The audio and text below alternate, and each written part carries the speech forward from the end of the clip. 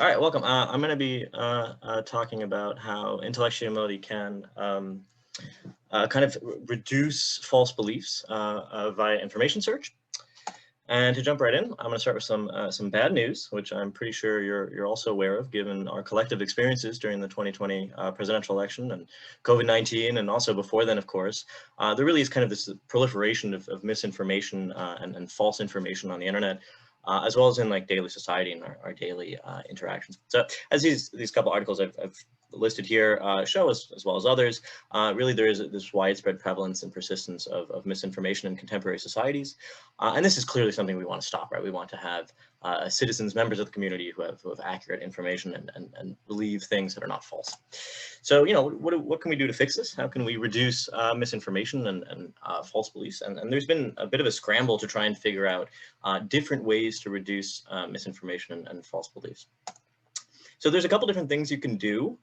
For instance, you can kind of start basic and be like, we're going to create analytical tools and algorithms to detect fake news and misinformation on the internet, kind of like this diagnostic approach, kind of a basis to start off of. You can increase accuracy concerns online. And I'm going to admit someone into the room real quick. That can help people reduce the sharing of misinformation online. You can do this in different kind of cool ways. Oh, now I'm stuck because I accepted someone into the room.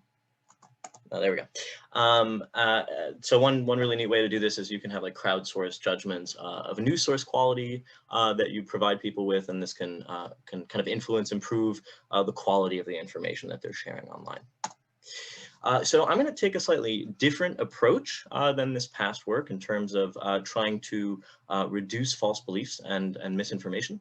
And what we're going to do is we're going to take an approach to this problem that goes from the perspective of the individual. So rather than focus on changes to kind of this like online ecosystem, I'm going to ask, what tools or attributes can we provide individual people with to help them navigate away from false information and belief update towards more accurate beliefs.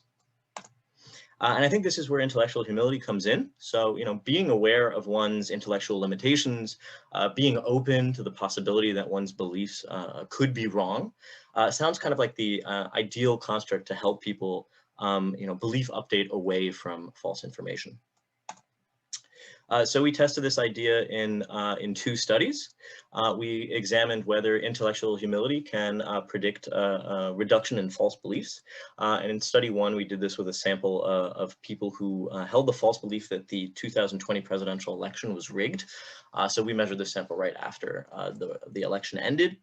And in study two, we had a sample of people who hold anti-mask beliefs, so who think masks really aren't that useful for stopping COVID, kind of like free the face and this kind of nonsense.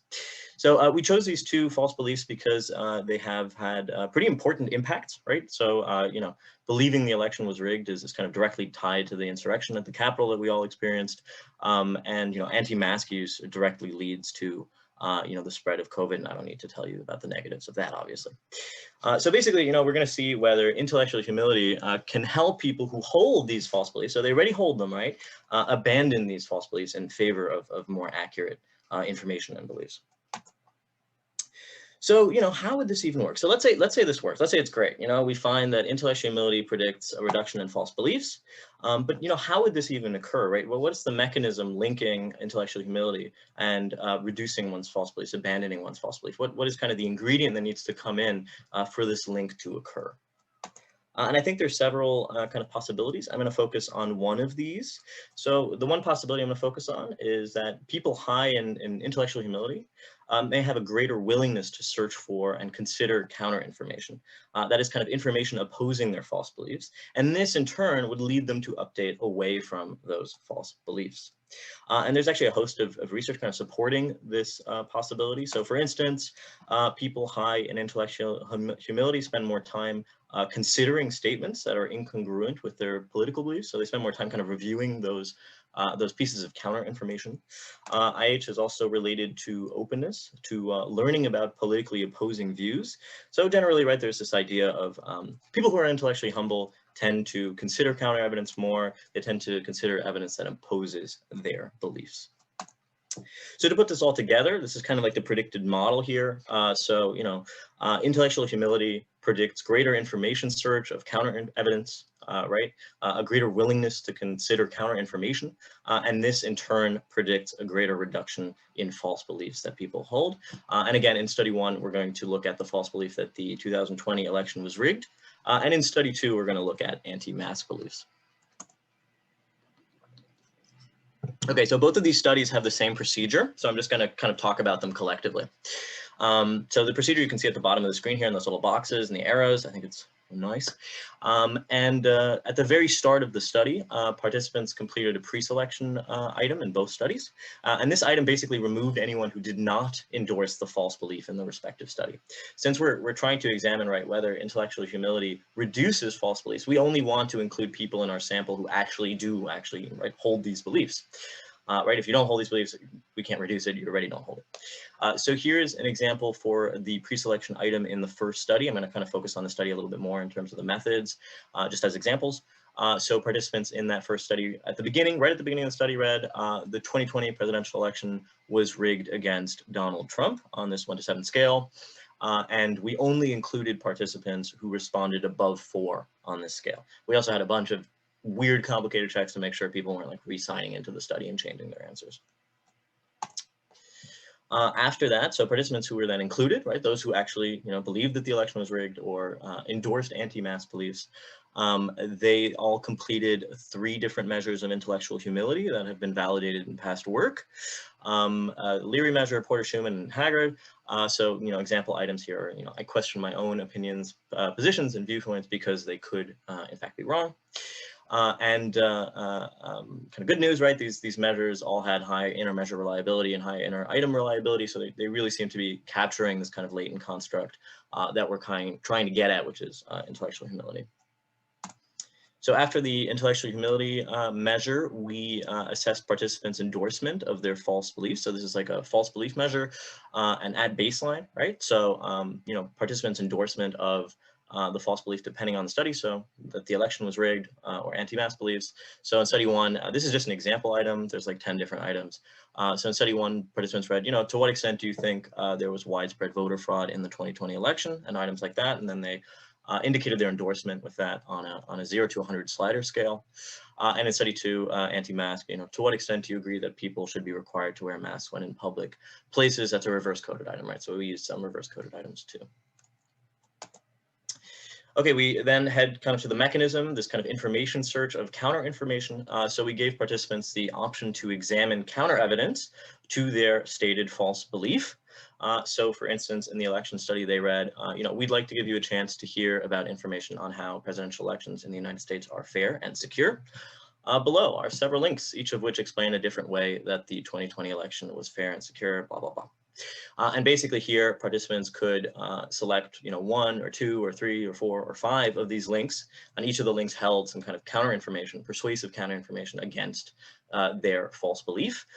They could also move on, so they didn't have to look at any of them. So if they just wanted to continue and wanted to just ignore any counter information, they could do so. As a result of this setup, the scale here is from 0 to 5, right? So 0 would indicate I just moved on, I didn't hit any of the links. 1 is I looked at one of the links, 2, I looked at 2, et cetera, et cetera.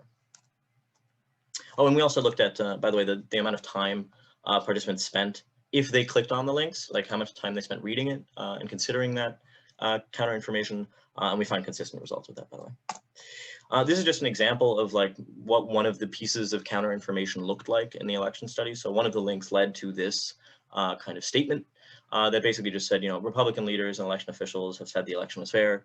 It then says, oh, Republican and Democratic parties, like both parties, officials have said there was no widespread fraud. And also specifically like Republicans who are overseeing the vote in Georgia have said there's 0 evidence of widespread voter fraud. So, persuasive evidence in terms of, people who are potentially in your in-group, right, are saying that actually, no, there was no fraud.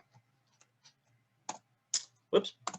Finally, we measured the false belief measure again. So it's identical to the baseline measure just after, right, the counter evidence, the information search. We're really trying to assess the change in belief. Do people's beliefs change in response to this counter evidence? And is that basically moderated by intellectual humility?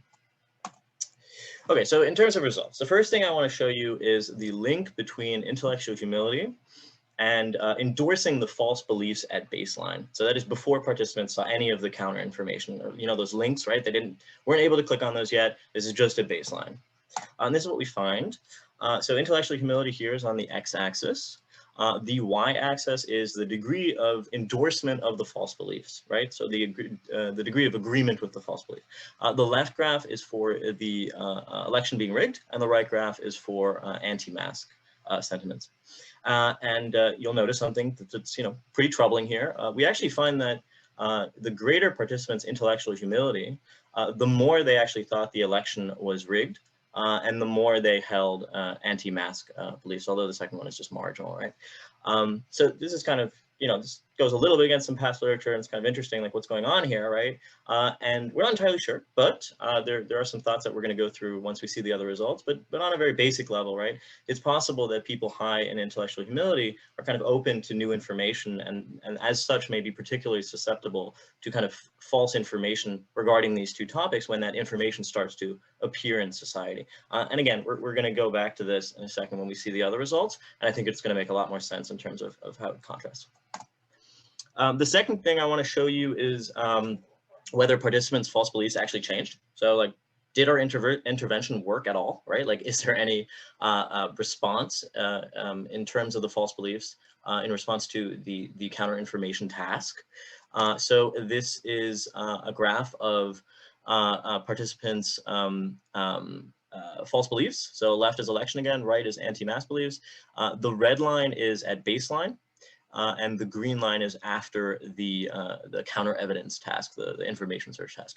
And further along, right on the graph indicates a greater endorsement. So it does seem to be the case, right, that people are in fact updating, right? Participants' false beliefs do seem to have reduced from before to after the information search kind of counter evidence task. Okay, so let's consider the mediation model, kind of the main point of what we were getting at, the model that our hypotheses led to.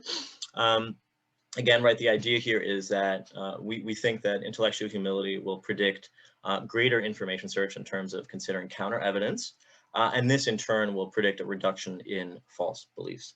And I'm going to walk you through every part of this mediation in terms of the findings. So we can look at path A first, which is basically, right, like, does intellectual humility predict greater information search in terms of considering counter evidence to one's belief. Okay, so here the x-axis is intellectual humility again. The y-axis is information search. What that means is basically right, the number of links participants clicked on. So higher number of links means they considered more counter evidence, right? And we do find that intellectual humility, as kind of predicted, predicts greater information search. So a greater tendency to consider counter information to one's beliefs. And this right, this aligns with past work that has also found that intellectual humility encourages people to consider opposing views, right? And I just want to walk through the betas for a second.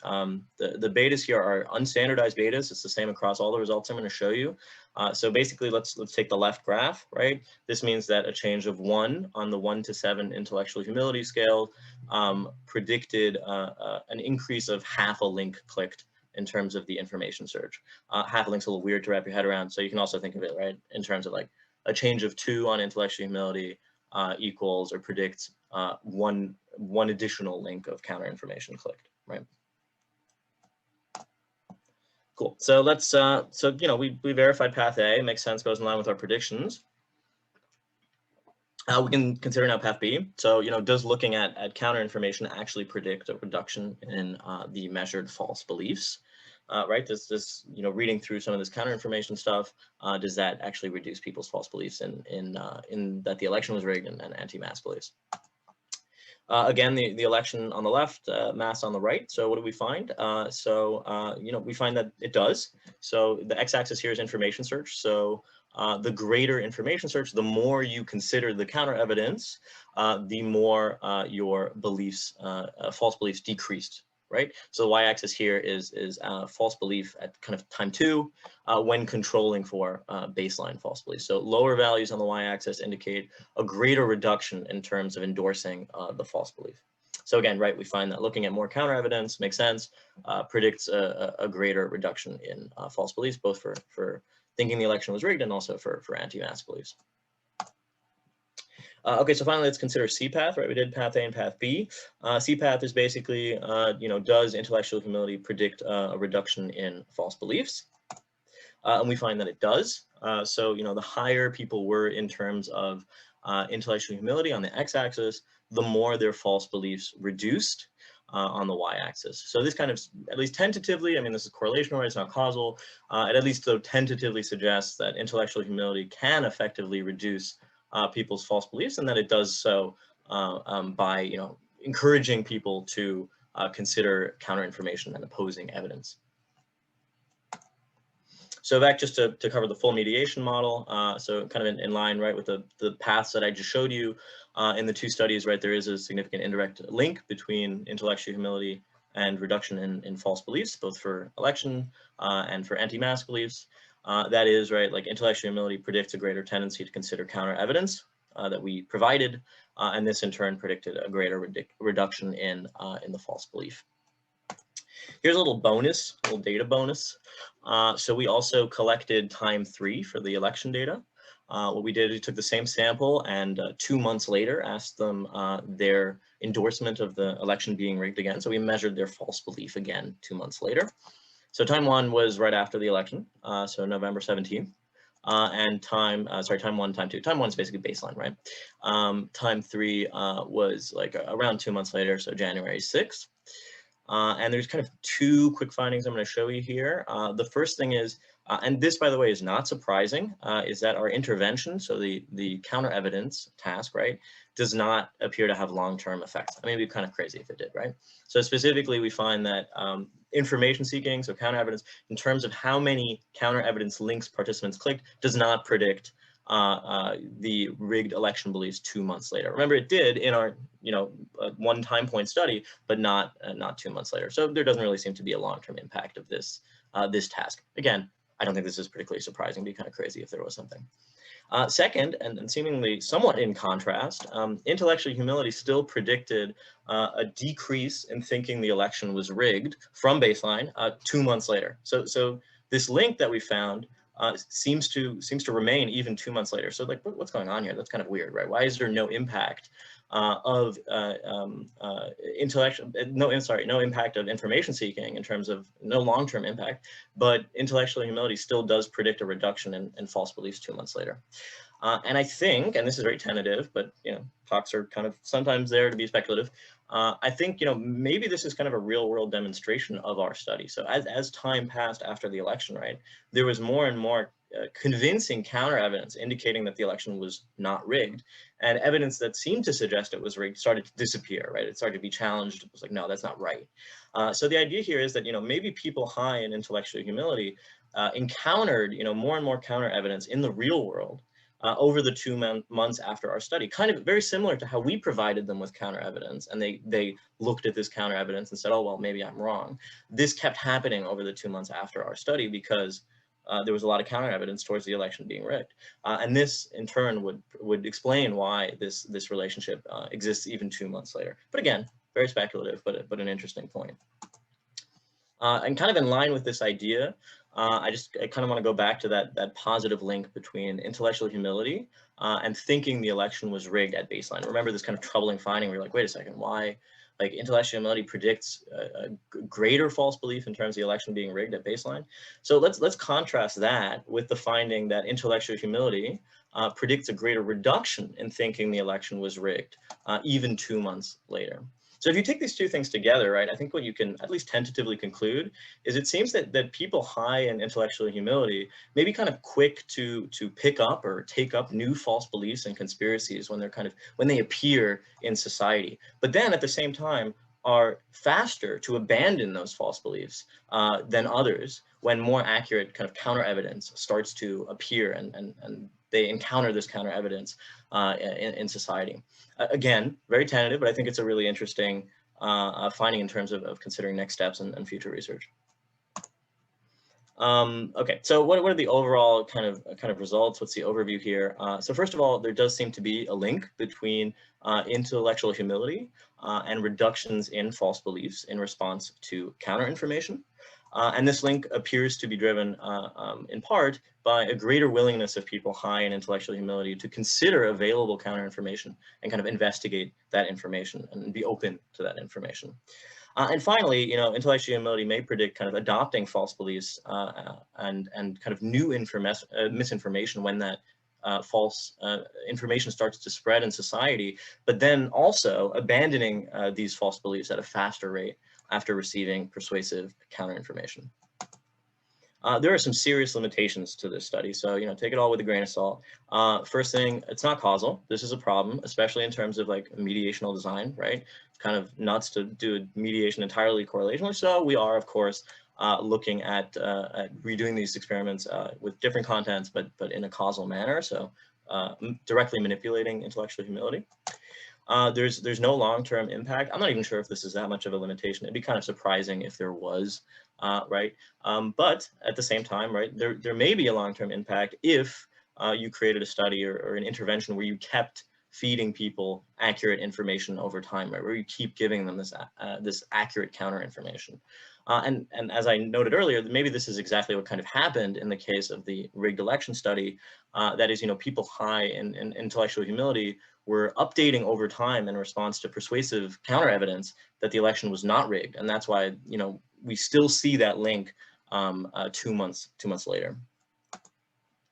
All right, let's take a final quick step back. What's kind of the take home here? I think there's a couple, but this is the one I kind of want to leave off on because in terms of thinking about these results and analyzing this data, this is kind of what kept sticking in my head. So I think at least tentatively the results kind of indicate that intellectual humility on its own might not be kind of powerful enough or effective enough to reduce false beliefs in society, right? Because we did find that intellectual humility actually related positively to holding false beliefs at baseline. However, when we provided people with accurate information countering their false beliefs, right, people high in intellectual humility did show a greater willingness to update their false beliefs, right, a reduction in their false beliefs. So if you take these two things together, this indicates that, if you want to reduce false beliefs in society and misinformation via intellectual humility, and I think we definitely should do that and should try to do that, we need to kind of take two different components into account. Right? Not only do we need to increase people's intellectual humility, but we also need to make sure that the environment that they're in has a high degree of persuasive, accurate information that is available for them to consume, right? Like accurate counter evidence to ensure that they actually pick up accurate information rather than inaccurate information.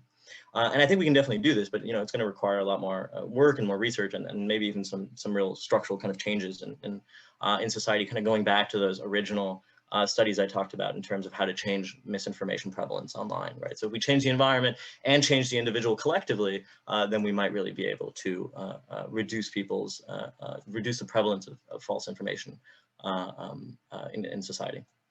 All right, so that's kind of my 2 cents. Thank you to Irmak Okazay Akten and Gabriel Ettingen, who are collaborators.